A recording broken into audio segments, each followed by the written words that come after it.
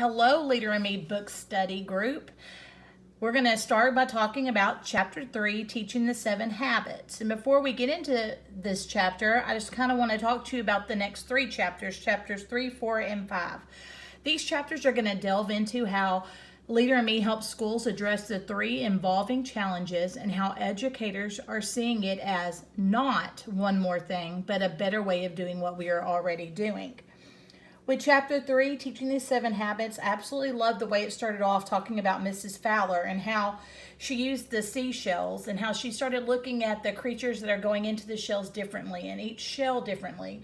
Instead of pointing out all the flaws that we see in others, like we do sometimes, she was wanting to draw her students' attention to that it's better to focus on the strengths of others instead of their weaknesses. And I really like that example that they used. Excuse me. One thing that I noticed is on page 43 when Dr. Covey was discussing his main discoveries was that the 7 habits are based on timeless and universal principles. That means that regardless of a person's nationality or age or creed or ethnicity, our health or economic origins, the principles will apply to varied circumstances. The principles existed centuries ago and will exist far into the future. In fact, if anything, these principles seem to be becoming more relevant with the passing of time and new possibilities. So I want you to think about that. Why would you think that the 7 habits are considered to be a timeless principle? How do we use those in our everyday life and outside of the school setting and other jobs? One thing that parents that we've read about and community leaders, they talk about wanting independence and how important it is for a child to accomplish this. One thing we'll notice when you're teaching the first 3 habits, these are helping the individual become more independent, responsible, have more control of their lives, being proactive, that they're in charge of their thoughts and their actions and their moods.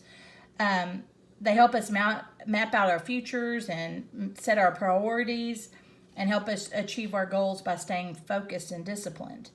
I want you to think about why sometimes as parents we kind of get nervous when our kids start becoming independent. We want them to be able to be capable of working effectively with others. And why do we need to stop with them just being independent? What else could they accomplish by using these habits? Habits 3 through 6 are helping us realize that we are communicating, inspiring, dealing with diversity, problem solving, and using teamwork. That they're enabling a person to become more interdependent and accumulate in a public victory. The first 3 habits are more of our own personal victories and how we overcome situations. And then the habits 3 through 6 are the public victories that we share when we share our goals and things that we meet. And then, of course, habit 7, it enhances all the first 6. And it's the focus on the principles of renewal that are continuous improvement to help us lead to a more balanced lifestyle.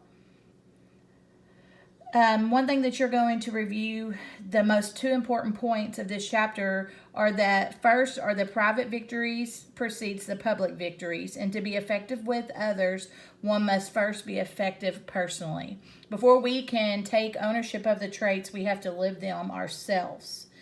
One thing on page 45, it gives us what business and parents want. You hear that as a common theme even when we talked about the first couple of chapters. And though these habits do contain character traits, they are more than just being about having good character. They are the key that we need for an effective workforce, life readiness skills, and things that we call those leadership skills. And that we can't just assume anymore that these type of traits are being taught at home. And that we're going to have to level the playing field for our students by giving every child an opportunity to learn these skills. And that's become part of another layer of our job as educators. Another question that on page 46 you'll see is, how is the ubiquitous approach different from other initiatives? How are we ubiquitously teaching the habits And how are we embedding them into our lessons, into our activities, into, Miss Hackett when she's counseling students, me as an assistant principal, or Mr. McCarter or Miss Jennings as our principal, when we're talking with students about when they come to our offices. How are we using them on our morning announcements or in a newsletter or in a hallway discussion when situations arise? And so I want you to think about that. A couple of the questions I'm going to pose here on our classroom for you to respond to is I want you to think about how you integrate the 7 habits into your classroom. In this chapter, they give you examples of reading books like Alexander and the Terrible, No Good, Very Bad Day, or The Little Red Hen, and how when you're reading those and teaching those skills that you are talking about ways that those characters use the habits. It also talks about on page 48 how you can do it within your math lesson when they're having to solve word problems, or within technology class or social studies, and even an example of science is in there. And then I want you to think about how and why we might use a direct lesson, and that starts being talked about on page 50. There's a time for direct instruction of the habits to take place, and we do that a lot at the beginning of the new year's when school starts and we're teaching the habits within our classroom. And then when other situations arise, maybe there's been a situation, I can think of one in the cafeteria where a teacher's cup color was changed and the class wanted to blame it on another student. And yes, was that student talking, and does that student usually make noises? And there's some underlying issues there, 110%. But how we can use that as a way to teach a direct lesson about taking ownership and being proactive, and that we can't blame others when things go bad. And then to think about how we model it within the school, and that kind of hit me a little bit as well. That as it's in rather, what does it identify as a top factor? It is not that the student, it is not the student, and it's not the home environment when we're modeling this. Rather, it is the actions and practices of the adults in the school. You hear that old timeless saying, it's not just talking the talk, but walking the walk. And I need to remember to do that when I'm seeing students in the office and going back over the habits and asking them what habit could they have practiced better with. Using it always as an opportunity to counsel and help students, even though they're going to receive a consequence for their action. I also love that they had ideas in there for non-classroom teachers, because Leader in Me, there is no non-teaching staff members. Everyone at our school is a teacher when it comes to modeling the habits. And that's on page 55. So I want you to think about how we can model the habits for students and things that we do. That all staff on page 56, this is one thing that I starred on my page, was the point is teaching the habits is not the responsibility limited to classroom teachers only. It's a school-wide effort. All staff can contribute to teaching the habits, if only by modeling and using the language. And then I love the way that it also gave ideas for student teachers, for students to model the habits and teach them. And I think we're going to have that opportunity coming up when we have grade levels getting together, sharing their Leader in Me binders with each other, and way that the older kids can model and teach the younger kids as well.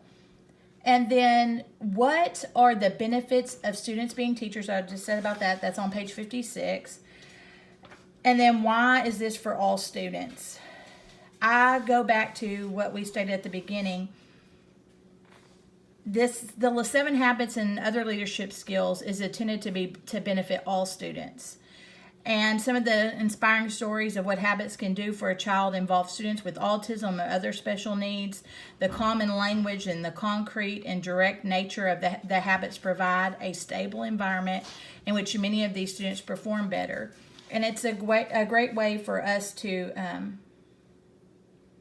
emphasize and celebrate the diversity that our campus brings to the table, and how to teach them empathy and other skills when dealing with people that are different than them. And then in summary, I really like the last sentence on page 61. Teaching the habit is not a one-time event. It is not a one-time lesson. It's an ongoing journey of progression, starting from the inside out. And that's my review of chapter 3. I'm going to pose a couple of questions for y'all to comment to each other and share ideas. And I hope that you got something out of this chapter as well. Thanks.